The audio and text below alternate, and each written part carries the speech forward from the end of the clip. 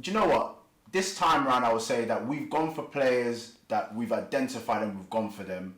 And it's the ones that we wanted, rather than players like, you know, they're being shipped out from a club. I don't know about that. I think you didn't want Pepe, you wanted Zaha, innit? Zaha was your number one target. Sorry to cut you. Our situation was the fact that we wanted to play in installments. Oh, see. We had the August card out. Yeah, we're trying to place our payments. But Crystal Palace would just say no because... So let's get into Tottenham's window. Sweet Pea. What are you saying? I think we had a brilliant window, to be honest. Superb? Yeah, why not? Yeah. Can you break down brilliant? Brilliant. Yeah. Brilliant. If you're, what's the 9 and 10 out of 10 is superb. Superb. I don't know, man. They were talking fantastic. Yeah, fantastic. Wonderful. Yeah, but different. Nah. You super.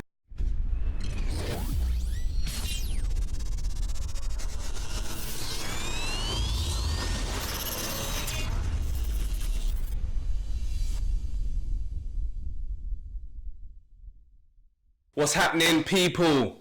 Episode 5 of Everyone's a Pundit. We're back with the guys. I'm Semper Semps.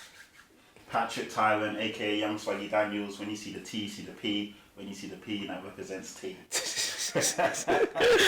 And we've got a new guest. New guest alert. New guest in the house. Come on, Mr. Dash Active TV, Dashiki Dash in the building, in the place. Wicked. Let's Go. go. Yeah, man. Listening, if you're new to the channel, subscribe, hit the notification bell so you don't ever miss a video. And also, if you're a person that likes the audio, I'm going to put a link in the description for the Soundcloud.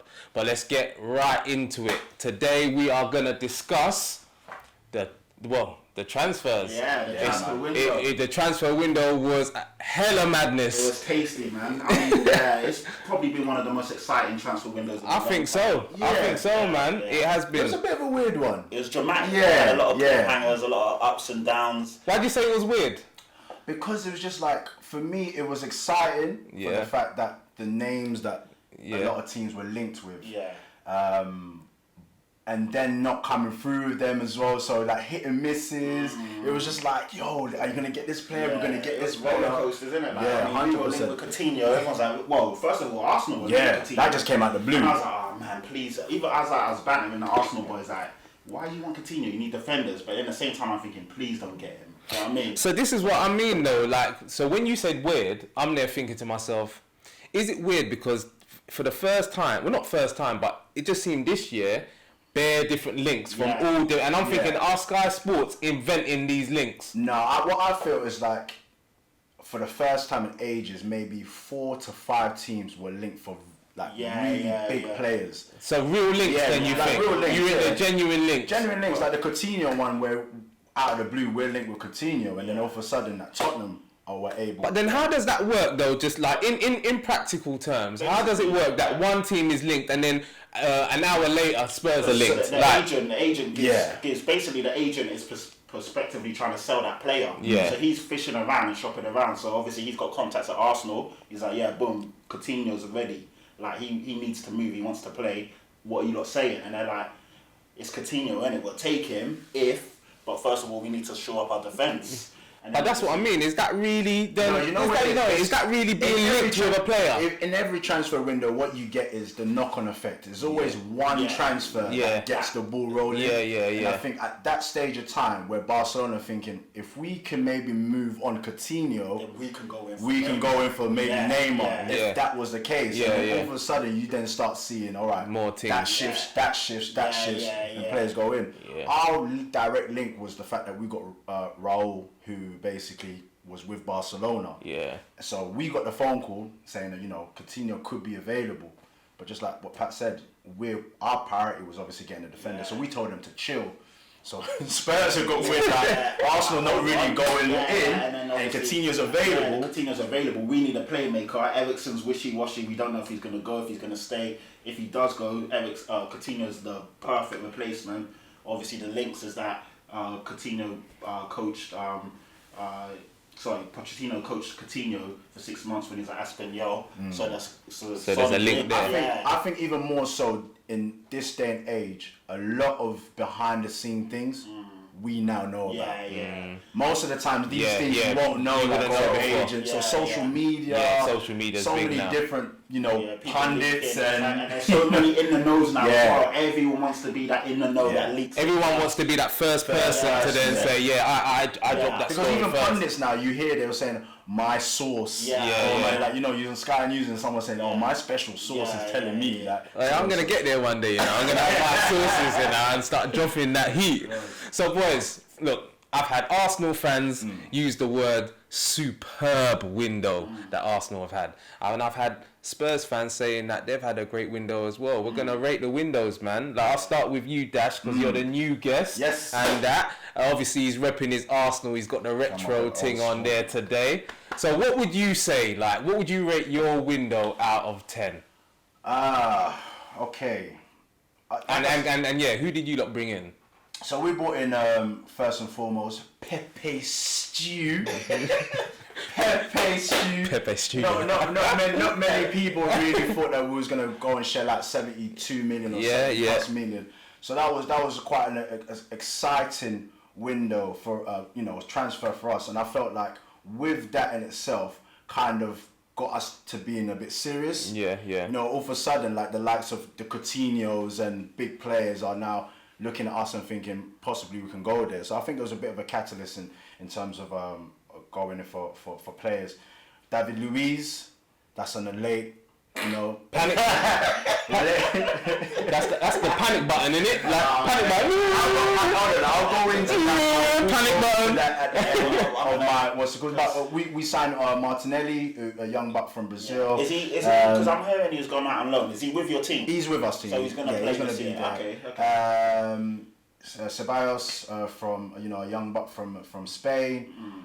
Tierney, we got that over the line. I'll say, do you know what? This time around, I would say that we've gone for players that we've identified and we've gone for them, and it's the ones that we wanted, rather than players like they're being shipped out from a club. I don't know. So I think you didn't want Pepe. You wanted Zaha, innit? Zaha was your number one. Well, you of course you have one or two, three or four targets in it. So you either go for one or the other. Yeah. If you think about it, Pepe's younger, and obviously coming with a reputation in Spain. My personal preference was Zaha for the fact that he was Prem ready. I felt like it would be a case where for him to slot into the Premier League, it would have just been an easy transition. So is it then really that it's obviously you lot spent 72 mil on Pepe, so I'm guessing now that it wasn't the money that we all thought it was in the beginning. What do you think is the reason why you lot didn't we spent 100+ and on a 45 mil budget. So why is it that do you think it's just Crystal Palace were just not on it? Palace would not. No, our situation was our situation was the fact that we wanted to pay in installments. Oh, see. We had the August card out. We're trying to pay some payments. But Crystal Palace would just say no, because we ended up, if reports were led to believe that 55 million to 60 million plus Reece Nelson on loan. Okay. So they were up for a permanent move, and there was links to that they wanted Jenkinson and so forth, but they wanted close to 80. If that, maybe plus a player as well that they're losing. But their problem was the fact that they're up for a takeover quite soon, and they've lost Wan-Bissaka, and to lose Zaha as well doesn't bode well when you're trying to make them negotiations for owners to come in and be like, listen, this is what we've got, and they were not on budget, because like Everton have gone close to like 70 and they're still saying no. Nah. So in terms of rating our window, with David Luiz at the end, we've lost obviously Koscielny, we've lost that experience. I think a lot of people kind of need to chill when it comes to David Luiz. Yeah. He's been around. He's been in top clubs. He's won a lot of stuff. He's won everything. But it's a bit, I don't know. So in certain senses, I'm looking at it thinking it's a brilliant bit of move for Arsenal. It's a risk. But it's also 8 million as well, yeah? It's a healthy risk. It's something that, you think to yourself, okay, to plug in the holes right now, we are after young defenders, but to plug in a hole for 1 season, 2 seasons, it could work out. We don't know. Yeah, You know what I mean? he's a quality footballer. Yeah. You know, he can spray a pass, technically gifted. We've seen him bang some goals and free kicks. We know he's good at all of that. But as a defender, I'm not sure. The only thing that I would say, the risk for us is the fact you got Socrates. He's big on a yellow card. Yeah. You know what I mean? And then you got another guy that's, you know, David Luiz, who can get a red card or a yellow card. So in terms of discipline, right, there's a bit of a risk. But I think this time, for a long time, going into a season, we've got two tough defenders. Like that reminds me of a Keown of back in the days. Like, so we're definitely not gonna be roughed up this season. No, we're not gonna be roughed up. So rate your window. Honestly, I'll rate my window as a 6.5, 7. 6.5, 7. Yeah. So not a superb window. It's then. not a superb window because I don't think it's something like we electrified ourselves or felt like, we've done this and done that. But I feel like it's a decent window.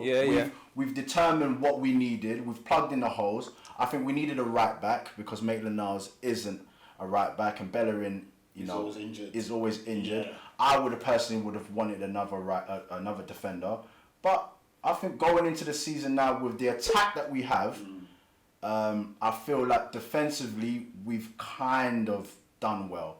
And that's where we've been lacking. Everybody's asked for us, you need a defender, you need to get defenders. We finally get defenders, and then people are not all the way happy. Not so defenders. The quality of the defenders, because obviously you were linked with better defenders than Luiz, Rugani, and also Umtiti as well, right? Umtiti. But then all of these defenders, if they come in, we're still going to be hearing Umtiti's injury prone, Rugani.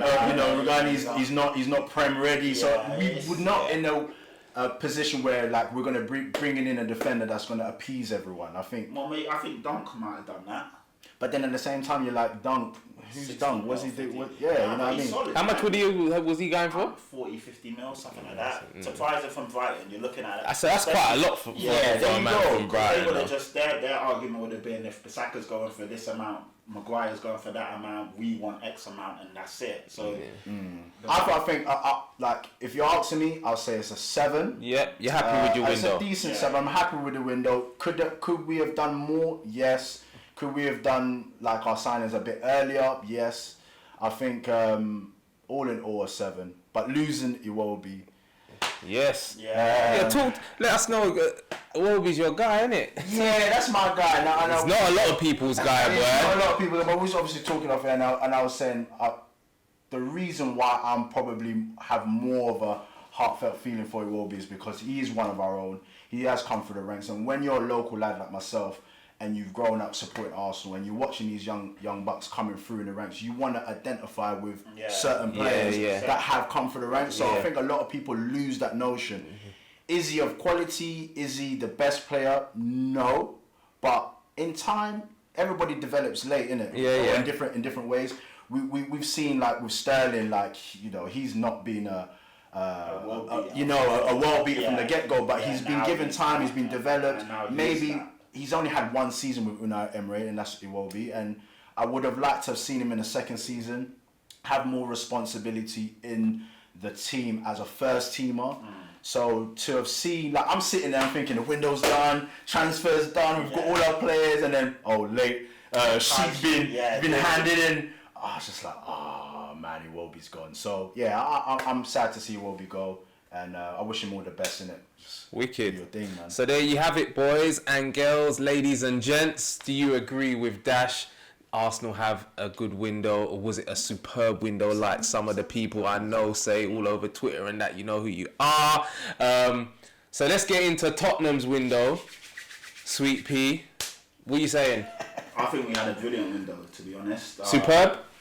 Yeah, why not? Yeah. Can you break down brilliant? Brilliant. Yeah. Brilliant. From the beginning of the season, from the beginning of the end of the season, last season, we identified 3 players. He wants to smile. Look, he wants to smile. Still going GLC. And even last week, when Census, we had only had when we recorded last week, we only had Ndombele in, and I even said that we're going to get 3 players in, and they will be Sessegnon and Lo Celso, Giovanni Lo Celso, who I'm going to call GLC, and we got those 3 players in. So the fact that we've identified our targets and then went and got them, for me, that's brilliant, because these guys are, well, obviously, Ndombele and Giovanni Lo Celso are fantastic players. They're young, they're, 22, 23, they're proven in their leagues, highly rated, and they're going to come in and they're going to definitely push us up. Sessegnon is a fantastic young talent. He didn't have the best season last year. Yeah, I think it was a lot. It was difficult for him. Do you? So if I must be seeing something else then, because I'm not really rating this kid. You know, I'm not really rating him, man. He lit. You know, he set the championship alight, and he was the championship player of the season at like 18. Yeah, that's the championship though, man. Different levels there. Look at last year. I mean, in the Fulham team, it was a bit unfair because he was they had 3 managers in one season, so they were a shambles. They brought in so many players at the back end of last season. So, and then also he was played in so many different positions. Sometimes he was starting, sometimes he wasn't. He was played on. He was on the bench quite a few times. I think you've bought him based on his upscale and his obviously, and he's got a bright, he has got a bright future. And even last year, even with a bad season, even with Fulham getting relegated, he still had 2 goals, 6 assists. So when you're looking at his output, considering the team didn't play much, he didn't play much, and he didn't score a lot, it's still decent. I think if you bought him when he came up from the Championship, a lot more hype would have been on him. Of course. I think the euphoria around him would have been a lot like, you know, larger than life. He would have come with a reputation where he's just had that bad season. Yeah, it's nice. He can come in under the radar. So at this present moment, he can come in like that. And Poch can just work on it. He's going to be working with Poch now. It's a lot different than at the Fulham, and he's going to be around 20 players. Yeah, definitely. It's not going to be that hype because we brought in bigger profile players. Everyone's going to be looking at It's true. I like it. It's one for the future. He's not going to come in straight away and set, you know, and do bits, but what he might do, you never know. But it's more for the future. And he is a good talent. So what would you give your window out of 10? I'd say it's about an 8 out of 10 to be fair. Because we've brought in players that will definitely make us better. Ndombele will sit behind, just in front of the defence, and he'll allow the likes of Ericsson and Dele Alli to get on the ball and push up. Yeah. So they can do more damage because Ericsson and Dele didn't have the best seasons last season for injuries and other things. But again, they had to do a lot of work defensively. They won't have to do that now. We've got Sissoko, Winks, and Ndombele that can play a bit deeper. And then obviously Lo Celso, he's brilliant. He's like an 8/10. He gets on the ball, he dribbles, he drives, he can score, he can pick a pass. So that again has made our midfield a lot more creative. So I was gonna say it's crazy because like even I was speaking about Pepe and hyping him up and stuff like that. It's just like we just have to wait and see these players when it comes to the Premier League. Exactly. Prem de la Prem. I know. Prem de la Prem is no easy game. You know what I mean? So I hear where you're saying Lo Celso and stuff like that, but it's like, can these players come and cut it in their first season? A lot of the times when players come abroad, it's a rarity that players come and their first season they're doing bits. And they're Prem ready. So we'll have to see. I mean, obviously, Lo Celso was playing Europa League football last year. He looked good in those games. Ndombele got a lot of hype because against Man City, both home and away, he had a stellar, stellar performances. So we'll see. I mean, we'll see. A player like Ndombele, I'm not really too worried about with regards to the Premier League because physical, big. Tough. You know what I'm saying? Like he for a pass. I've seen. And he can dribble as well. I've seen his games I think he'll be alright. It's just like you can see like the way he's cutting the ball and man. It's nice. His weight of pass is superb. On point. He's just picking passes. And that's me as an Arsenal fan even agreeing with that. That's mad. You got to give credit where credit is due, man. Yeah, I think the Celso. That might be Ndombele's agent.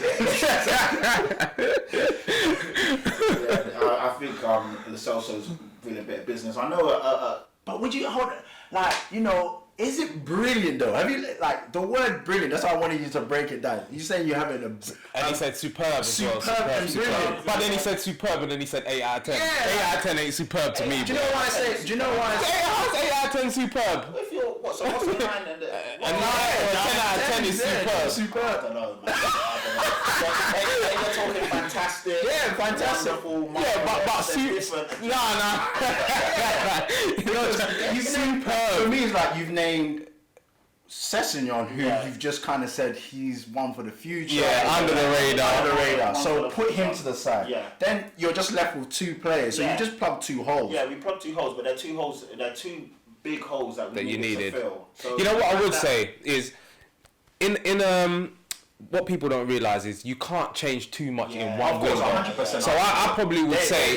They know that with the Bell money. that, you know, exactly. We brought in certain players, Yeah. and So- only 2 are left: Ericsson and There you go. and Lamella. All the rest were flops. So probably 2 holes is as much Yeah, as you really can Probably. feel adequately in one One window. thing I will say about Tottenham, and this is me watching from the outside, and we always have the discussion as well. It's just like, with their team, especially the way they haven't changed it for over maybe 2 windows and stuff like that, it's difficult to change. They can't come in and just bring in loads of players, especially even when it comes to, Tottenham needs another striker with Kane. It's just like, who's going to be willing to take that spot of being like, you want to be a main striker, but you're going to Tottenham, and then you've got to be jamming behind Kane. That's what Jason was saying. You know what I mean? That's what Jason was saying. It's always a difficult one. Yeah. So I understand in the sense that you can't make crazy changes. I think if you take away the hype and the euphoria that we were linked with Coutinho, and then we almost got Dybala over The hype that you... Yeah, but again, did you really almost get the ball over the Well, line? according to all the reports and stuff, it was very close. It was literally the player agreed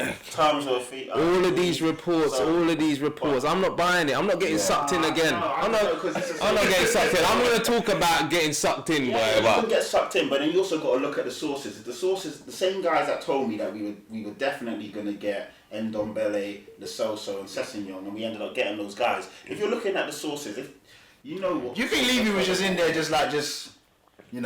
trying to appease the fans and make it seem like... I don't think... With the Dybala one, if we could have sorted out the image rights and all that nonsense, I think I don't think Dybala really wanted to move, man. I the- think he was just No, exploring. he didn't want to move. Yeah, That's the reality of the situation. He didn't want to move. Obviously, when it comes to United, you have a better understanding of what was going on with you guys. But I don't think he really wanted to move. He didn't want His to move. situation was when he even went back to Juve, and it was all the talk like, you let us know what you want to do. It was never a case where Sarri saying that. It's like, all right, you went to United. What was it saying there? You want to go or no? If you don't want to go, you can jam. You know what I mean? He didn't come. Saying that they wanted them, and don't forget they were in for Lukaku. If Lukaku came in, then he was definitely surplus to requirements. I can't wait But till you it start talking didn't- about it didn't- your side. It didn't happen. Lukaku didn't go to Thingamajig. We're gonna get on to me. We're gonna get on to us I've now. got a lot to say. Yeah, let's wait in here. Because I can see you itching. He wants to get involved. You know, we're gonna take a little break now. So we've got both from the Arsenal and the Spurs perspective. Spurs man here, Pat believes that they had a superb 8 out of 10 window. We've got a good window, great window over here in 7 out of 10. Personally, my thoughts are they both had really good windows, man, and they I think they were decent windows. they strengthened in areas that they needed to, and it's going to be very interesting now, boy. But anyway, if you've made it this far, then I thank you, and I say please hit the like button. I want to see if we can get to 100 likes on this video here, yeah. Press it. So please keep sharing with your peoples. If you haven't subscribed, subscribe, and we're going to be back in part 2, and we're going to discuss some more transfer window talk. Bless.